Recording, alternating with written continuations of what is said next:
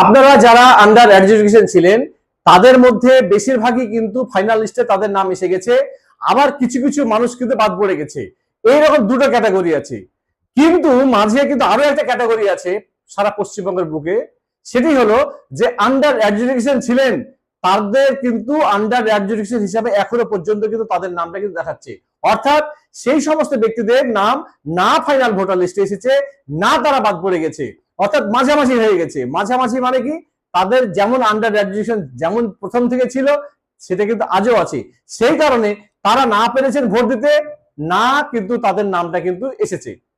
সেই কারণে আমার পরামর্শ আপনাদের প্রতি যে আপনারা যে যে জেলায় বাস করেন সেই সেই জেলার ডিএম এর কাছে আপনারা একটি কমপ্লেন ফাইল করুন যে স্যার আমার নামটাতে অ্যাডজুডিকেশন ছিল, আজও আমার নামটা অ্যাডজুডিকেশন আছে, অর্থাৎ আমার নামটা না বাদ পড়েছে, না আমার নামটা অ্যালাউ হয়েছে। এরকম একটি চিঠি আপনারা ডিএম কে দিন, আর এরকমই একটি কমপ্লেন বা চিঠি আপনারা কিন্তু সিইও ওয়েস্ট বেঙ্গলকে দিন। এবং আপনাদের কাছে আরো একটা পরামর্শ যে এই চিঠিটি বা এই কমপ্লেনটি যখন লিখবেন তখন আপনাদের এলাকায় যারা উকিল বাবু আছেন, যারা আইনটা বোঝেন, তাদের মাধ্যমে এই কাজটা করুন, তাহলে কাজটা অন্তত আইনসম্মত হবে এবং ভালোভাবে হবে।